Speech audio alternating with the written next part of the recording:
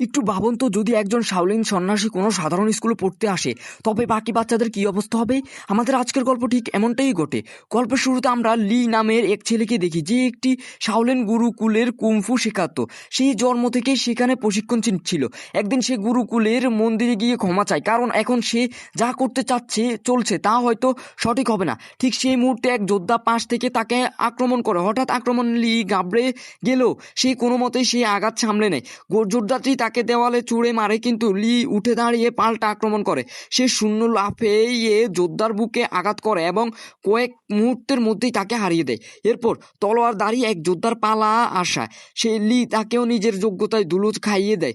এরপর সে তৃতীয় যোদ্ধার দিকে এগিয়ে যায়। সে ধ্যানে বসে থাকলেও লির আসার শব্দ পেয়ে সে তার মালাটি ছুঁড়ে মারে, যা লির চোখের পাশ দিয়ে বেরিয়ে যায়। এরপর সে শক্তিশালী যোদ্ধা লিকে তুলে আছড়ে মারে। যোদ্ধাটি যখন প্রায় জিততে যাচ্ছিল, তখনই লি পিছনে গিয়ে বেঁচে যায় এবং দুজনের মধ্যে প্রচণ্ড লড়াই শুরু হয়। শেষে লির জয় হয়।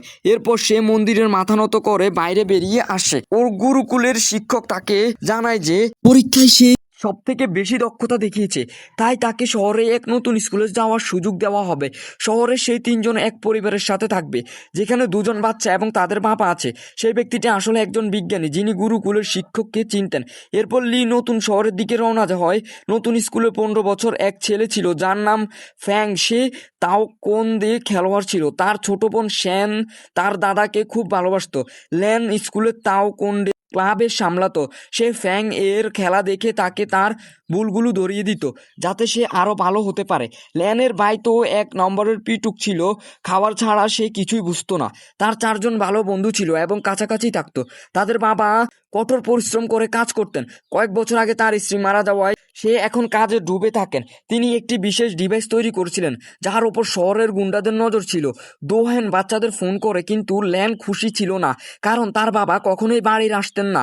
ডাক্তার দ্রুত আসার প্রতিশ্রুতি দেন এবং তাকে একটি উপহার খুলতে বলেন, যা তিনি বাড়িতে পাঠিয়েছিলেন। আসলে সেই বক্সে সেই ডিভাইসটি ছিল, যা গুন্ডারা চুরি করতে চেয়েছিল।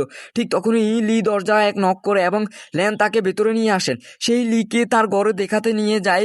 এদিকে তার বাবাকে গুন্ডারা বন্দি করে ফেলে। গ্যাং লিডার ন্যারি ও দো হ্যানকে হুমকি দিয়ে সেই ডিভাইস চায়। ডাক্তার বলেন যে তেমন কোনো ডিভাইস নেই। তিনি জানান যে তিনি একটি এআই প্রযুক্তির উপর কাজ করছেন, যাতে তার বাচ্চারা তাদের মায়ের কণ্ঠস্বর সম্পন্ন রোবটের সাথে কথা বলতে পারে। কিন্তু ল্যারি তাকে বিশ্বাস করেনি। সে সিসিটিভি ফুটেজ দেখে জানতে পারে যে ডিভাইসটি বাড়িতেই আছে। এরপর সে তার 2 চেলা স্প্রো এবং ফিস্টকে সেটি চুরি করার দায়িত্ব দেন। গুন্ড হওয়ার পর এটা তাদের প্রথম মিশন হওয়ায় তারা খুবই খুশি ছিল। তারা অদ্ভুত পোশাকে ছদ্মবেশে ধরে ল্যানের বাড়ি বাইরে গিয়ে দাঁড়ায়। তাদের একজন রাতের ভেতরে ঢোকার সিদ্ধান্ত নেয়, কিন্তু অন্যজন বলে যে বাচ্চারা তো স্কুলেই যাবে, তখন দিনের বেলাতেই চুরি করে নেব। বাড়িতে লি নতুন শহরের আদব কেতা শিখছিল। সে ল্যানকে তাকওয়ান্দো ম্যাচ থেকে দেখে এই খেলার প্রতি আগ্রহ হয়। রাত যখন সে ধ্যান বসেছিল, তখন এর ভিডিও গেমের কারণে দুজনের মধ্যে তর্কাতর্কি শুরু হয়, কিন্তু শীঘ্রই দুজনের মিলে ভিডিও গেমের আনন্দ নিতে শুরু করে। ওদিকে ল্যান তার ঘরে যখন উপহারের বক্সটি খোলে, তখন সেখানে একটি পান্ডা কি চেন পাওয়া যায়। সে জানতে না যে আসলে এটাই সে পেন ড্রাইভ, যার পেছনে গুন্ডারা লেগে আছে। ল্যান যখন বোতামে চাপ দেয়, তখন পান্ডা তাকে পাসওয়ার্ড সেট করতে বলে। ল্যান বলে, কেমন পাসওয়ার্ড?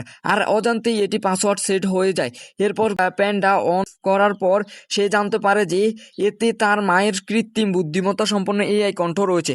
পরের দিন সকালে লি এবং ল্যানের সাথে স্কুলে প্রথম দিনের জন্য বেরিয়ে পড়ে। সেই 2 গুন্ডা বাচ্চাদের বাইরে যেতে দেখে এবং নিজেদের পরিকল্পনা সফল করার সিদ্ধান্ত নেয়। কিন্তু তখনই তাদের একজন নজর সেই পান্ডা কি চেনের ওপর পড়ে, যা ল্যান তার ব্যাগে ঝুলিয়ে রেখেছিল। তখনই তারা ল্যান থেকে সেটি ছিনিয়ে নেওয়ার পরিকল্পনা করে। পথে ল্যানের সাথে ফ্যাং এর পরিচয় হয়। ঠিক সেই মুহূর্তে এক গুন্ড চুপি চুপি কি চেনি চুরি করে পালায়। তখনই লি তাকে দেখে ফেলে এবং ক্ষিপ্ততার সাথে তাকে ধরে ফেলে। প্যাং ও তার সাহায্য করতে আসে এবং দুজনে মিলে গুন্ডাটিকে খুব মারধর করে, কিন্তু সেই গুন্ডা দমবার পাত্র ছিল না এবং আবারও পান্ডাটি চুরি করে পালায়। এবার সে সব বন্ধুরা মিলে তাকে ডাস্টবিনের ভেতরে পুরো রাস্তার দিয়ে গড়িয়ে দেয়। এরপর স্কুলের ক্লাসের বাচ্চারা একজন শাওলিন যোদ্ধাকে দেখে অবাক হয়ে যায়। তারা তাকে অদ্ভুত সব প্রশ্ন করতে শুরু করে, যেমন সে কি কখনো বিয়ে করতে পারবে, কুংফু করে দেখতে পারবে, শিক্ষিকা শেষ পর্যন্ত তাদের শান্ত করে এবং বলেন যে এই সব খেলার পিরিয়ডে তাদেরকে কোচ জানায় যে পরের ম্যাচে তাদের শারীরিক সক্ষমতা পরীক্ষা হবে এবং যারা পাশ করবে তারা পরের ধাপে ক্লাসে উঠতে পারবে। এটি শুনে ইউ এর অবস্থা খারাপ হয়ে যায় কারণ সে খুবই মোটা ছিল। এরপর কোচ সবাইকে 100 মিটার দৌড়াতে বলে। লি সময়ের আগেই 2 চক্কর শেষ করে ফেলে যখন বাকিরা প্রথম চক্করেই ছিল। এরপর তাদের পুশ আপ করতে বলা হয়, যাতে লি আগে থেকে দক্ষ ছিল। সে 100 এর বেশি পুশ আপ করে এবং বাকিরা দুটো করতে পারছিল না। পরে তো সেই এক হাত দিয়ে পুশ আপ করে শুরু করে দেয়। তার দক্ষতা দেখে সব বাচ্চারা আনন্দ করতে থাকে। এরপর সেই হাই জাম্পের পালা, যা লির জন্য জল বাঁধছিল। বেচারা ইউ তো মুখের ওপর আছড়ে খায়। ওদিকে ল্যারি ডাক্তার হ্যানকে একটি চেয়ারে বেঁধে বল দিয়ে মেরে কষ্ট দিচ্ছিল। রাতে সেই 2 গুন্ডা সুযোগ বুঝে ল্যানের বাড়িতে ঢোকে। হঠাৎ লিয়ের নজর তাদের ওপর পড়ে এবং সে একটি খেলনার আড়ালে লুকিয়ে থাকে। তাদের ভয় দেখাতে শুরু করে, কিন্তু তারা দ্রুত তাকে দেখে ফেলে এবং সুযোগ বুঝে আক্রমণ করে। ল্যান সেখানে পৌঁছালে গুন্ডারা পান্ডাটি চুরি করে পালিয়ে যায়। লি ল্যান এবং ইউকে সব কথা জানায়, কিন্তু তারা ভাবে যে লি মজা করছে। এরপর আমরা দেখি যে সেই 2 গুন্ডা তাদের মুখে গল্ফ বল ভরে দিয়ে শুয়ে আছে। আসলে তারা ভুল করে পান্ডা কি চেনের বদলে হুবহুব দেখতে একটি পারফিউম চুরি করে এনেছিল। ল্যারিকে 3 দিনের মধ্যে একটি কোম্পানির কাছে এই বিশেষ ডিভাইসটি বিক্রয় করতে হতো, তাই সে অস্থির হয়ে পড়ে। সে রাগ সেই 2 গুন্ডার দিকে গল্ফ বল ছুঁড়ে মারে এবং তাদের দ্রুত আসল ডিভাইসটি আনার আদেশ দেয়।